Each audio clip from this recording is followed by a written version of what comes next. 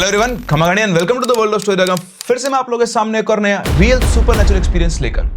वो कहते हैं ना कि अगर किसी चीज को शिद्दत से चाहो तो पूरी कायनात उसे आपसे मिलवाने में लग जाती है। और ऐसी कुछ इच्छा होती है कई लोगों की सुपरनैचुरल पावर से, भूत से, आत्माओं से इंटरेक्ट करने की।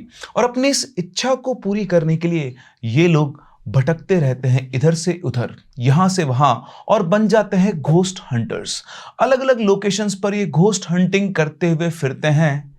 लेकिन एक दिन आता है जब घोस्ट की हंटिंग ये नहीं कर पाते, लेकिन घोस्ट इनको हंट जरूर कर लेता है। और ये एक्सपीरियंस करने के बाद ये दूसरे लोगों को समझाने की कोशिश करते हैं कि आपको ये काम नहीं करना चाहिए, क्योंकि जिन पावर से आप डील कर रहे हैं वो इतनी इजीली आपके कंट्रोल में नहीं आ सकती अनटिल एंड अनलेस आपके पास खुद के पास ऐसी पावर्स हैं। जी हाँ, कुछ ऐसा हमारे आज के इस इंसिडेंट के अंदर, जहां पर तीन दोस्त आदित्य, विपिन और अंशु जो निकले एशिया की one of the most haunted location को एक्सप्लोर करने, और उनके साथ जो इंसिडेंट हुआ उसे वो अब दोबारा रिवर्स नहीं कर सकते। जो उनका नुकसान हुआ उसको बदला नहीं जा सकता है। इस लोकेशन को एक्सप्लोर करने से पहले वो और बहुत सारी लोकेशंस को एक्सप्लोर कर चुके थे, और वहां पर कभी भी इनका किसी भी ऐसी एंटिटी के साथ इंटरेक्शन नहीं हुआ। लेकिन जब ये पहुंचे इस लोकेशन पर तो इनके साथ जो हुआ अब उसे जिंदगी भर भुला नहीं सकते हैं। तो क्या हुआ इनके साथ, कहां पहुंचे, ये सुनते हैं इस कहानी में। लेकिन कहानी में आगे बढ़े उससे पहले अगर आपके पास वैसे कोई रियल सुपरनैचुरल एक्सपीरियंस है या फिर कोई इंटरेस्टिंग स्टोरी है तो आप हमारे साथ शेयर कर सकते हैं हमारी इन दी गई आईडीज पर। तो आदित्य, विपिन और अंशु तीनों एक ही कॉलेज में एक साथ पढ़ते थे, और इन तीनों को घूमने का बहुत शौक था। इनकी जो तिकड़ी थी वो घूमने के लिए पागल थी, एक्सप्लोरर्स थे, और सबसे ज्यादा इनको मजा आता था हॉन्टेड लोकेशंस को एक्सप्लोर करने में। अपने कॉलेज के पिछले 3 सालों के अंदर ये इंडिया की अलग अलग हॉन्टेड लोकेशंस के ऊपर जा चुके थे। रात के टाइम जिस जगह पर जाने से लोग कतराते हैं, उस जगह पर पहुंचना और उसको एक्सप्लोर करना इन्हें बहुत मजा आता था। अपने इस पूरे छोटे से 3 साल के करियर में कभी भी जिस भी हॉन्टेड लोकेशन पर ये गए, इन्हें कभी डर नहीं लगा, इनका कभी किसी ऐसी एंटिटी के साथ सामना नहीं हुआ, और इसलिए इनका बिलीफ और भी ज्यादा स्ट्रांग हो चुका था कि ये सुपरनैचुरल चीजें कुछ नहीं होती है, सिर्फ बनाई हुई कहानियां हैं। अब चल रहा था इनके कॉलेज का 4th ईयर, और इस साल इन लोगों ने डिसाइड किया, क्योंकि अब 4th ईयर के बाद सब लोग की डायरेक्शंस अलग अलग होने वाली थी, कौन कहाँ जॉब करता, कौन किस सिटी में पहुंचता। तो इन तीनों दोस्तों ने डिसाइड किया कि यार एक ट्रिप और करके आते हैं, और इस बार जो ट्रिप करेंगे वो जो सबसे हॉन्टेड लोकेशंस होती है उनमें से किसी एक पर करेंगे। तो बहुत सारी लोकेशंस इन लोगों ने पहले कवर कर ली थी, जैसे डमेलोज हाउस हो गया, डूमास बीच हो गया, अजबगढ़ भानगढ़ हो गया, है ना। और ऐसे भी हर शहर के जो भी बड़े बड़े हॉन्टेड प्लेसेस थे वो सब इन्होंने कवर किए हुए थे, सिर्फ एक जगह को छोड़कर जो इनकी बकेट लिस्ट में बचा हुआ था, और उस जगह का नाम था कुलधारा। अब जैसे ही जगह फाइनल हुई, इन सब ने प्लान बनाया, 2 दिन बाद इनको निकलना था। ये सभी लोग अभी यूपी के कुशीनगर जिले के अंदर रह रहे थे, वहीं पर इनका कॉलेज था, और वहां से कुलधारा पहुंचने में करीबन 26 घंटे का सफर था। तीनों लोकल ही थे, इनका घर भी वहीं पर था। तो इन तीनों ने पहले तो डिसाइड किया कि ट्रेन से जाएंगे, बट फिर इनकी बातचीत तो इनको लगा कि यार ट्रेन से जाने में क्या नहीं, तो टाइम बाउंडेशन होती है, कहीं रुक नहीं सकते, अभी कॉलेज की अपनी लास्ट ट्रिप होने वाली है बड़ी, तो क्यों ना हम लोग गाड़ी से चलें, पूरे रास्ते को एक्सप्लोर करते हुए चलेंगे, बहुत मजा आएगा। तो तीनों दोस्तों ने बैठकर डिसाइड किया कि ये अपनी कार के थ्रू कुशीनगर से कुलधारा तक ड्राइव करके जाएंगे। तो पूरा ट्रिप इनका प्लान हो गया था, और उसके अगले दिन जो इन्होंने डेट डिसाइड की थी, उस डेट पर ये लोग सुबह सुबह निकलते हैं अपने घर से।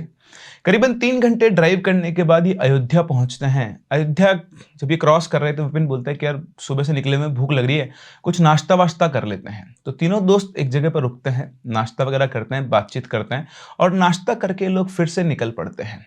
आप समझ सकते हैं करीबन 1500-1600 किलोमीटर है, 26 घंटे का सफर है, तो बीच बीच में नहीं रुक सकते हैं। तो फिर उन्होंने एक लंबा स्ट्रेच लिया और करीबन 4 बजे तक गाड़ी ड्राइव की। 4 बजे के आसपास फिर से एक जगह पर रुके, हाईवे के ऊपर ढाबे पर, वहां खाना वाना खाया, और फिर शाम का अपना सफर वापस से शुरू किया। अब जब हम लोग फैमिली से ड्राइव कर रहे होते हैं, जनरली हम रात को ड्राइव करना अवॉइड करते हैं, लेकिन ये तो तीनों लड़के थे, दोस्त थे, आप जानते पूरी रात ड्राइव कर सकते हैं। तो बातचीत हुई कि भाई अभी हमको 1500 किलोमीटर का सफर और तय करना है, करीबन 1200-1500 किलोमीटर का, तो पूरी रात गाड़ी चलानी पड़ेगी। तो आदित्य बोलता है कि देख, मैं पूरी रात गाड़ी नहीं चलाऊंगा, मैं 9 बजे तक गाड़ी चला सकता हूं, उसके बाद विपिन तू ड्राइव कर लेना। ड्राइव करना तीनों को आता था, तो विपिन ने कहा कि हाँ ठीक है, कोई बात नहीं भाई, 9 बजे तक तू चला ले, उसके बाद मैं चला लूंगा, फिर तू उठ जाना, शिफ्ट में चला लेंगे। तो बोले ठीक है। तो सुबह से लेकर रात तक आदित्य ने ही गाड़ी चलाई थी, और अब रात को 9 बजे बाद विपिन को गाड़ी चलानी थी। रास्ते में एक हाईवे पर रुककर उन्होंने पेट्रोल वगैरह फिल करवाया और फिर निकल पड़े अपने रास्ते पे। अब रात के करीबन 8 बजे के आसपास फिर से इन लोगों ने कहीं पे रोका, थोड़ा रिफ्रेशमेंट खाना वाना खाया और 9 बजे के आसपास ही वापस निकल पड़े, मतलब 9 सवा 9, एग्जैक्ट टाइम तो कुछ ऐसा है नहीं। तो वहां पर बैठकर अब गाड़ी कौन चला रहा था? विपिन। और इन्होंने अपनी गाड़ी के अंदर गाने चलाए और बढ़िया 80-100 की स्पीड के ऊपर विपिन अपनी गाड़ी चला रहा था। गाड़ी चलते चलते करीबन 3-3.5 घंटे गुजर चुके थे और रात को 12:30 पौने 1 का टाइम हो गया था। विपिन कार चला रहा था और बाकी दोनों दोस्त जो वो झपकी ले रहे थे, उनको नींद आ रही थी कि तभी एकदम से विपिन बहुत तेज चिल्लाते हुए गाड़ी को रोकता है, चीखते हुए ब्रेक की आवाज आती है और उसकी गाड़ी की ऐसे हड़बड़ाहट में एकदम दोनों दोस्त उठ जाते, बोलते क्या हुआ? तो बोलता भाई भाई मुझे ऐसा लग रहा है कि गाड़ी के नीचे कोई आ गया है। तो उधर शादी बोलता कि पागल है क्या, रात को इतनी सुनसान सड़क पे? देखा सामने बिल्कुल घुप अंधेरा, सड़क पे कोई नहीं है, दोनों तरफ जंगल है, तो रात को इस टाइम पर कौन आएगा? बोलता नहीं भाई मुझे ऐसा लग रहा है मुझे किसी के ऊपर गाड़ी चढ़ा दी है, मुझे चलती हुई गाड़ी के बीच में एकदम से एक औरत दिखाई दी। तो बोलता तू पागल हो गया है, कोई औरत नहीं, चल उतर के देखते हैं। उन्होंने गाड़ी से उतर के देखा तो आगे पीछे कोई भी नहीं था। तो आदित्य हंसते हुए, अरे ओ पागल, तुझे ना ज्यादा वो हो गया आजकल, है ना, हेलुसिनेट बहुत करने लग गया है तो कुछ भी नहीं है देख गाड़ी के अंदर। साथ में विपिन भी उतरा था, उसको भी कुछ भी दिखाई नहीं दिया, लेकिन वो श्योर था कि उसने एकदम से गाड़ी के सामने एक औरत देखी थी। खैर अपने दोस्तों की बात मानकर वो वापस से गाड़ी चलाने लगा। अभी मुश्किल से करीबन 2 किलोमीटर की गाड़ी चली, तभी गाड़ी एकदम से हवा में लहराने लगी और चलते चलते एकदम से बंद हो गई। जैसे ही बंद हुई तो आदित्य फिर से पीछे से उठा, अबे पागल हो गया कि गाड़ी क्यों बंद कर दी? तो विपिन बोलता भाई गाड़ी मैंने बंद नहीं की, गाड़ी अपने आप बंद हुई, चल नीचे उतर, देखते हैं क्या चक्कर है। अब जैसे ही वो गाड़ी से नीचे उतरे दोनों की हालत टाइट हो गई। बिल्कुल सुनसान सड़क, दोनों तरफ बिल्कुल जंगल है ना, जंगलों में से जानवरों की आवाज़ें आ रही है और सड़क पे ना कोई गाड़ी, ना कोई बंदा, ना बंदे की जात। दोनों एक बार उतर के तो घबरा गए बुरी तरह से, लेकिन दोनों ने एक दूसरे को हिम्मत दिखाई। उन्होंने अपने फ़ोन की फ्लैश लाइट ऑन की और जाके ड्राइवर साइड का टायर देखा। जैसे ड्राइवर साइड का टायर देखा दोनों की आंखें फटी की फटी रह गई एकदम से। उन्होंने देखा कि उनका आगे का जो टायर था वो पूरा खून में सना हुआ था, लाल रंग का, जैसे लाल रंग का पेंट कर दिया हो। को देखते हुए बोलता देख मैंने तेरे से कहा था ना कि कोई ना कोई इस गाड़ी के नीचे आया है। तो इधर से आदित्य बोलता है ठंड रख, देखने दे। वो देखता है तो वो जो राइट साइड का टायर था उसमें कील धंसी हुई थी जिसकी वजह से टायर पंचर हो गया था। और दूसरा उसने थोड़ा और अंदर जाके फ्लैशलाइट में देखा तो एक काले रंग की बिल्ली मडगार्ड और टायर के बीच में फंसी हुई थी और ऑलमोस्ट उसकी चटनी बन चुकी थी। तो उसने उसको बुलाया नीचे आ, ये देख, औरत नहीं थी बेटा, ये बिल्ली थी। बिल्ली क्या थी? बिल्ली। ये बिल्ली तेरे टायर के नीचे आ गई है, इसलिए तुझे उस टाइम पर ऐसे एकदम से फील हुआ और जो खून है ना बिल्ली का है, कोई औरत नहीं आई है। तो बोलता यार ये तो काली बिल्ली है। भाई काली बिल्ली का मरना शुभ नहीं होता है। इतने में अंशु भी उतर कर आ चुका था। बोलता क्या हुआ भाई? तो बोलता यार ये बिल्ली मर गई है। तो बोलता ठीक है ना, बिल्ली तो मरी, इतना क्यों लोड ले रहा है? बोलता यार काली बिल्ली मरना ठीक नहीं होता। बोले तो चल टायर पंचर रखा है, देख गाड़ी में स्टेपनी निकालते हैं। तो पीछे गए, डिक्की में स्टेपनी खोली, स्टेपनी की हवा ठीक थी। तीनों दोस्तों ने मिलकर स्टेपनी को चेंज किया। ठीक है, पानी की इनके पास एक बॉटल थी, उससे उस टायर को धोया जितना भी हो सकता था और उसके बाद उस टायर को उन्होंने डिक्की में डाला और वापस से अपना सफर शुरू कर दिया। अब जैसे ही फिर से थोड़ा सा और चले, एकदम से गाड़ी घट घट घट करके बंद हो गई। तीनों को समझ भी नहीं आया कि क्या हुआ। तो फिर से आदित्य बोलता है अब क्या हो गया? तो बोलता है भाई मुझे नहीं पता क्या हुआ है, गाड़ी अपने आप बंद हो गई है। आदित्य बोलता है तू छोड़ गाड़ी, मैं चलाऊंगा। तो विपिन को उतरने को बोलता है और उतर के आदित्य जाकर गाड़ी का बोनेट चेक करता है तो खोलता है, उसमें धुआं निकल रहा था। एक्चुअली हुआ क्या था, एक वायर शॉर्ट सर्किट होकर चिपक गया था इंजन के, उससे वो जल गया था। तो आदित्य ने बोला भाई देख ये हुआ है। तो विपिन बोलता है तू मेरा नाम बेमतलब में लगा रहा है, मुझे क्या पता है वायर का हो गया। ठीक है कोई दिक्कत नहीं है। तो उसने उस वायर को ठीक किया, गाड़ी स्टार्ट की, गाड़ी स्टार्ट हो गई थी। अब बार बार ये चीजें हो रही थी तो इनको ये समझना चाहिए था कि कोई ऐसी ताकत, कोई ऐसी शक्ति है या इनकी कोई वेल विशर शक्ति है जो चाहती है कि ये वहां ना पहुंचे, कुलधारा ये ना पहुंच पाए। लेकिन शायद इस इंडिकेशन को ये समझ नहीं पा रहे थे और ये लोग ठान कर आए थे कि चाहे कुछ भी हो जाए इनको कुलधारा तो जाना ही जाना है। अब वापस से आदित्य ड्राइविंग सीट पर बैठा, विपिन को उसने पीछे बिठाया और इन्होंने गाड़ी चलानी शुरू की। अब रास्ते में कोई व्यवधान नहीं आया, कोई हिंड्रेंस नहीं आई, है ना। सुबह तक आदित्य ने गाड़ी ड्राइव की और करीबन चलते चलते बीच बीच में फिर अंशु ने भी ड्राइव की, फिर आदित्य ने ड्राइव की, लेकिन विपिन को उन्होंने गाड़ी नहीं दी। तो करीबन 4-5 घंटे आदित्य ने ड्राइव की, फिर उसके 3-4 घंटे अंशु ने ड्राइव की, फिर वापस आदित्य ने ड्राइव की और शाम को करीबन 4 बजे के आसपास ही जैसलमेर पहुंचे। वहां रुककर उन्होंने एक ढाबे पर खाना खाया और उसके बाद वहां से ये लोग निकले। और जैसे ही वहां पे निकले तो उन्हें उसी ढाबे के ऊपर, मतलब ढाबे से जस्ट निकलते उन्हें एक बाबा दिखाई दिए जो लिफ्ट के लिए हाथ कर रहे थे ऐसे, तो उन्होंने गाड़ी रोकी और पूछा कि बाबा कहाँ जाना है आपको? तो उन्होंने कहा कि यहाँ कुलधरा के पास में मेरा गाँव है धुआ, वहाँ मुझे जाना है। तो उन्होंने बोला अरे वाह बाबा बैठो, और हम लोग कुलधरा ही जा रहे हैं, हम आपको वहाँ पे छोड़ देंगे।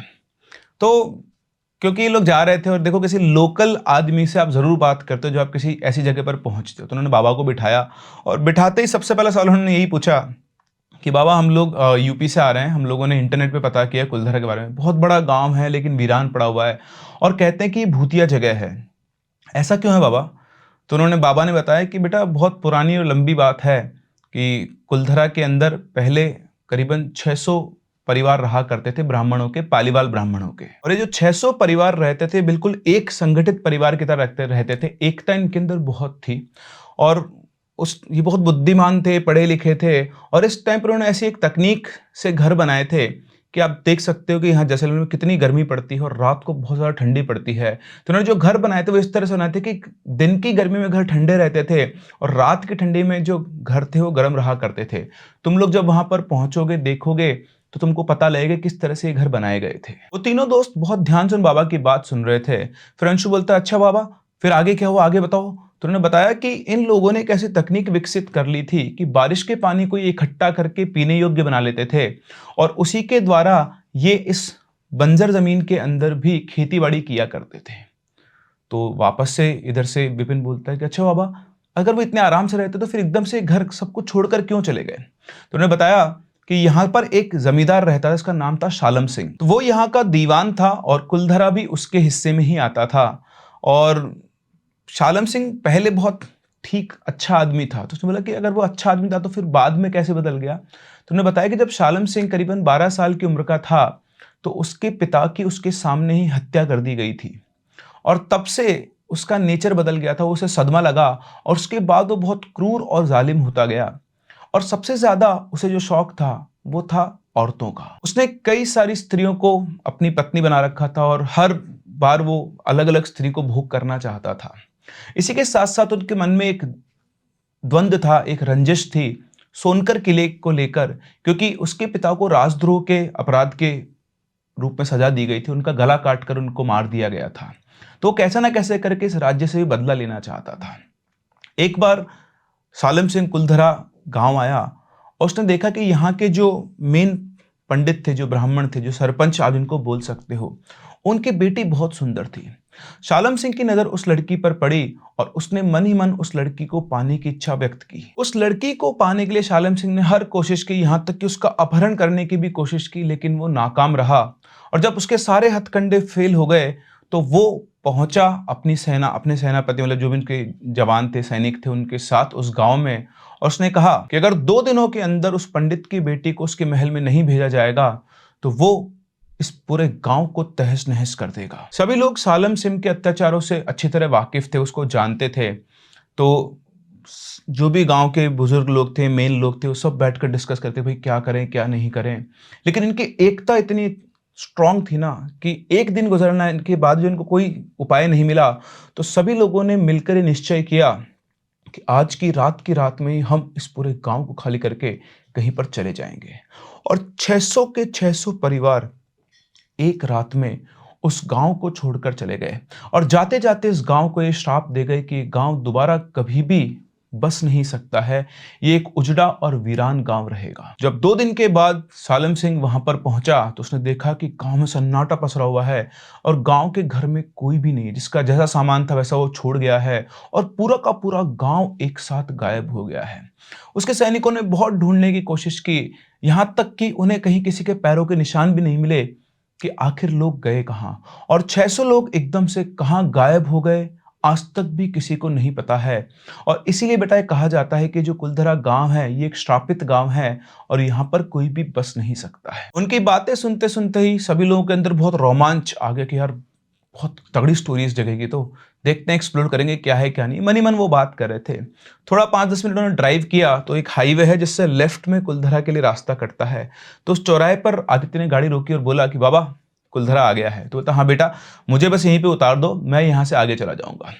उधर आदित्य ने घड़ी में टाइम देखा तो करीबन 4:45 के आसपास हो गए थे। तो उन्होंने बाबा ने उतरते बोला कि बेटा 5 बजने वाले हैं, कुलधरा भी बंद हो जाता है, तो तुम लोग थोड़ा ध्यान से जाना, जल्दी जाके आ जाओ, फिर चाहो तो आज रात कहीं और रुककर कल तुम वापस से पूरा घूम सकते हो। मैं बोला हाँ बाबा ठीक है, आप चिंता मत करो। बाबा को कहाँ पता था कि ये तीनों घोस्ट हंटर्स हैं और ये दिन में नहीं कुलधरा को रात में देखने आए। और उसके बाद आदित्य ने कहा कि चलो फटाफट से गाड़ी को कहीं दूर पार्क कर देते हैं और अपना सामान वामान पैक करके अंदर चलते हैं।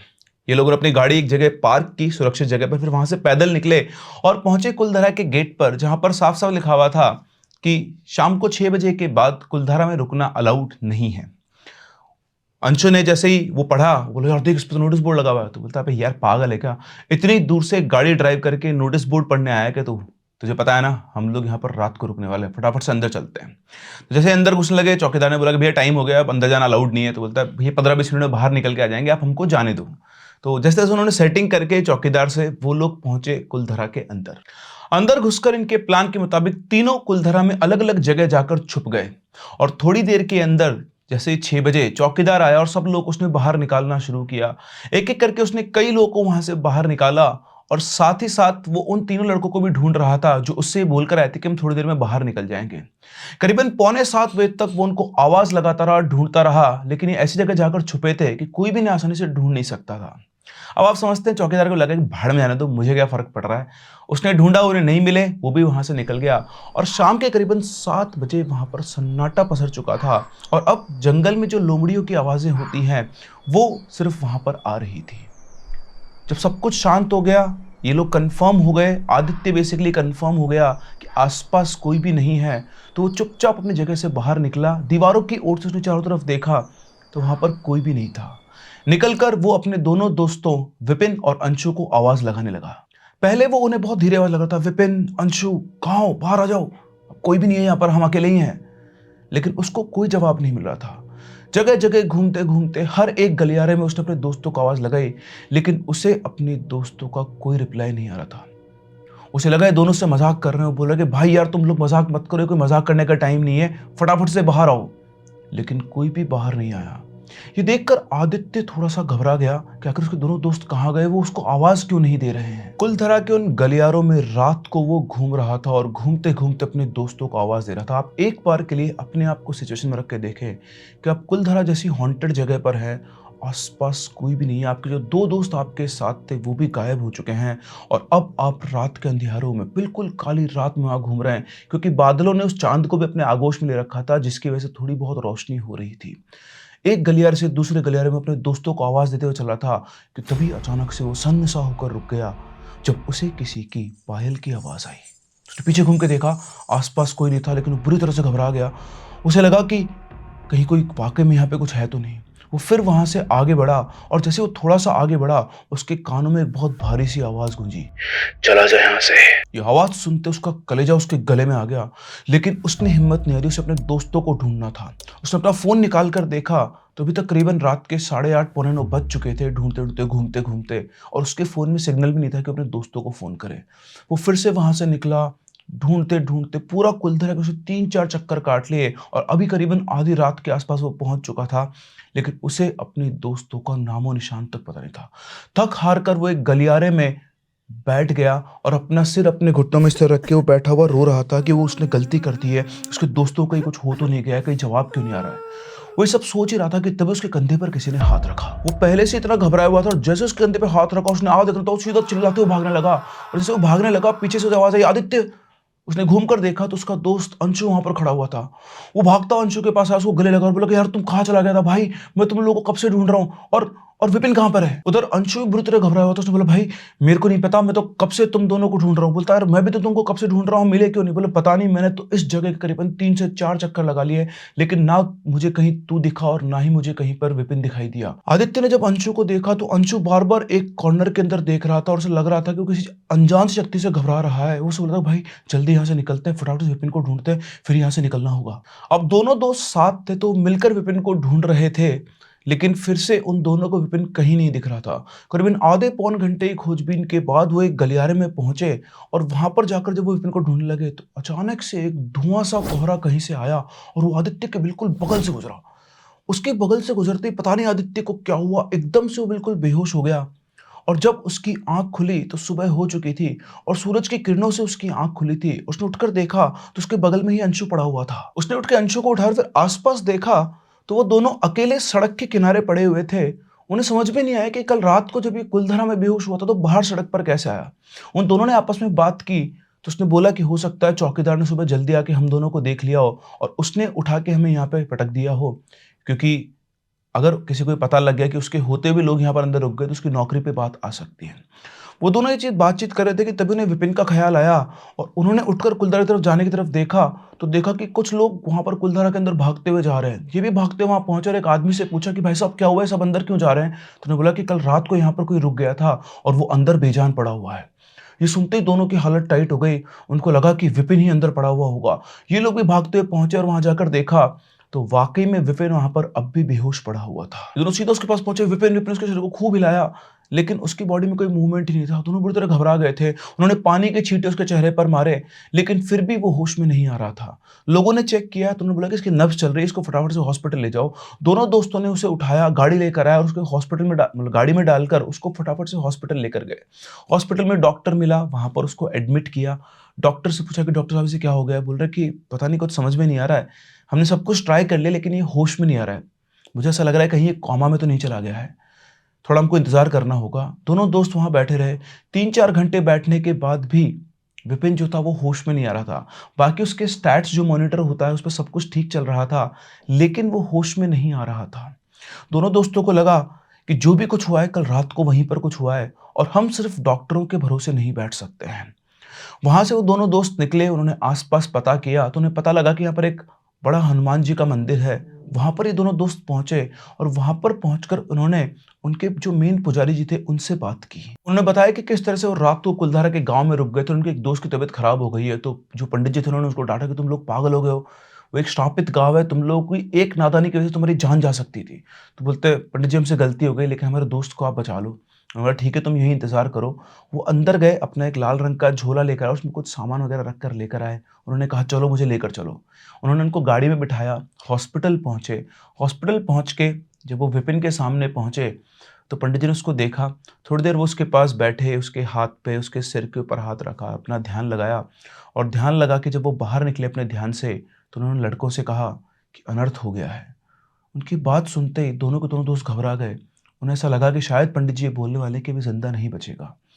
तो इन दोनों ने पूछा कि पंडित जी क्या हुआ? आप क्या बात कर रहे हैं? तो उन्होंने बोला कि ये लड़का बच तो जाएगा, लेकिन इसके साथ जीवन भर एक समस्या रहने वाली है। उन्होंने पूछा क्या?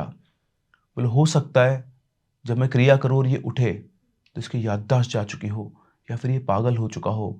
इसकी स्मृति या बुद्धि एक 10 साल के बच्चे की तरह हो चुकी होगी। उन्होंने पंडित जी के हाथ जोड़कर कहा कि पंडित जी कुछ तो उपाय कीजिए, ऐसे इसकी ज़िंदगी ऐसे चलेगी। बोले बेटा ये सब तो तुमको कुलधरा जाने से पहले सोचना चाहिए था। अब जो हो गया है उसे मैं बदल नहीं सकता, लेकिन फिर भी मैं पूरी कोशिश करूँगा। उसके बाद उन पंडित जी ने अपने थैले में से कुछ विभूति वगैरह निकाली, कुछ उसके सिर पे लगाई, कुछ मंत्र पढ़े और करीबन आधे घंटे तक वो कुछ ना कुछ प्रक्रियाएँ करते रहे, उसके सिर के ऊपर हाथ रखकर मंत्र पढ़ते रहे और उन्होंने कहा कि अभी थोड़ी देर के बाद इसको होश आ जाएगा। अगर हनुमान जी की कृपा रही तो बिल्कुल ठीक रहेगा, वरना इसके साथ कुछ भी हो सकता है। ये कहकर वो पंडित जी वहाँ से चले गए। उनके जाने के करीबन आधे पौन घंटे के बाद विपिन की आँख खुली। जब विपिन की आँख खुली तो आँख खुलते उसने अपने दोनों दोस्तों को पहचान लिया और बोला कि यार तुम लोग ठीक तो हो? तो उसने बोला कि हाँ हम ठीक है, लेकिन तुझे क्या हुआ था? उसने बोला यार मुझे कुछ याद नहीं है। मैं तो जब अपन लोग रात को कुलधरा गए थे, मैं तुम लोगों को ढूँढ रहा था और अचानक से मेरी आँखों के सामने अंधेरा छा गया और पता नहीं मुझे क्या हुआ। तो उसने उन दोनों दोस्तों ने उसको बताया कि कैसे उनके साथ भी कुछ ऐसी चीज़ हुई थी और कैसे वो इन दोनों को अंदर बेहोश पड़ा हुआ मिला था। इसके अलावा उन्होंने कुछ नहीं बताया। वो दोनों दोस्त खुश थे कि उनके दोस्त की याददाश्त नहीं गई है, वो बिल्कुल ठीक है। उन्होंने बोला भाई अब यहाँ से निकलते हैं, फटाफट घर चलते हैं। डॉक्टर को बुलाया गया, डॉक्टर ने चेकअप किया, बोला कि नॉर्मल है, ठीक है, शायद किसी सदमे की वजह से, ट्रॉमा की वजह से बेहोश हो गए थे। आप इन्हें घर ले जा सकते हैं, क्योंकि फिज़िकल चोट कोई नहीं थी उसकी। तीनों दोस्त वहाँ से घर निकले। 2 दिन के बाद ये अपने घर पहुँचे और जो आदित्य और अंशु थे, वो ये शुक्र मना रहे थे कि हनुमान जी की कृपा से उनका जो दोस्त है, उसको कुछ भी नहीं हुआ है। लेकिन शायद ये लोग गलत थे। धीरे-धीरे, धीरे-धीरे विपिन के अंदर बदलाव आने लगे। वो छोटी-छोटी चीज़ों को भूलने लगा, अजीब-सी हरकतें करने लगा और करीबन 1 से डेढ़ महीने के बाद विपिन ऑलमोस्ट पागल हो गया। वो अपने दोस्तों को नहीं पहचानता था, अपने घरवालों को नहीं पहचानता था। उसका कई जगह इलाज कराया गया, लेकिन अभी तक भी वो उस प्रॉब्लम को फेस कर रहा है। उसकी याददाश्त बहुत कमज़ोर हो चुकी है और वो कभी भी अजीब-सी हरकतें करना शुरू कर देता है। ये राज़ आज भी इन तीनों दोस्तों के बीच में राज़ ही है, जिसकी वजह से विपिन के साथ ये सब हुआ। इनकी एक छोटी-सी गलती की वजह से, इनके उस एक्सप्लोरर नेचर की वजह से, इनके साथ कभी किसी हॉन्टेड लोकेशन पर कुछ भी नहीं हुआ। इसकी वजह से इनका जो एक्सप्लोरिंग नेचर है वो और ज़्यादा डेवलप होता गया, बढ़ता गया और ये घोस्ट हंटिंग करने पहुँचे कुलधरा विलेज में। लेकिन वो कहते हैं ना, कभी-कभी समय, ग्रह, नक्षत्र इस तरह से आकर बैठते हैं कि ना चाहने पर भी आपका ऐसी एनर्जीज़ और एंटिटी से इंटरैक्शन हो जाता है और उसका खामियाज़ा किसी-किसी को ज़िंदगी भर भुगतना पड़ता है। इन दोस्तों की ज़िद की वजह से इनके एक दोस्त की ज़िंदगी खराब हो गई और अब ये उस चीज़ को रिवर्स नहीं कर सकते हैं। तो ये थी हमारी आज की कहानी, जिसमें 3 दोस्तों ने डिसाइड किया कुलधरा विलेज को एक्सप्लोर करने का, लेकिन उनके साथ हो गया कुछ उल्टा। आप लोगों को क्या लगता है, क्या हुआ होगा वहाँ पर विपिन के साथ? क्या वाक़ई में कुलधरा श्रापित है या फिर सिर्फ़ ये स्टोरीज़ हैं? क्योंकि मेरे साथ तो कई लोगों ने इंसिडेंट शेयर किए हैं। सबसे ज़्यादा कुलधरा के अंदर जो इंसिडेंट होते हैं, वो होते हैं लूप में फँसने वाले या फिर हैलुसिनेशन वाले। ना चाहकर भी आपको कोई ऐसी चीज़ें दिखाई देती है, जिसके बारे में आपने कभी इमेजिन नहीं किया था और कई बार जो आपके नियर वन्स और डियर वन्स जिनकी डेथ हो चुकी है, वो भी आपको वहाँ पर दिखाई देते हैं। ऐसे एक्सपीरियंसेस भी मैंने लाइव लोगों से सुने हुए हैं। कुलधरा की अगर बात करें तो गाँव श्रापित तो है ही, क्योंकि आज तक भी किसी को पता नहीं है कि वो 600 परिवार जो थे वो एक साथ कहाँ चले गए और क्योंकि उन्हें अपना बसा-बसाया गाँव छोड़ना पड़ा था, इसलिए वो ब्राह्मण परिवार से थे, बहुत पहुँचे ज्ञानी थे। उन्होंने इस जगह को जब श्रापित किया होगा या इस जगह की प्रोटेक्शन के लिए कुछ ना कुछ पावर्स उन्होंने छोड़ी होगी। आपको क्या लगता है? कमेंट सेक्शन में हमें ज़रूर बताएँ। हम लोग मिलते हैं अपनी अगली कहानी में, तब तक के लिए keep loving and keep listening.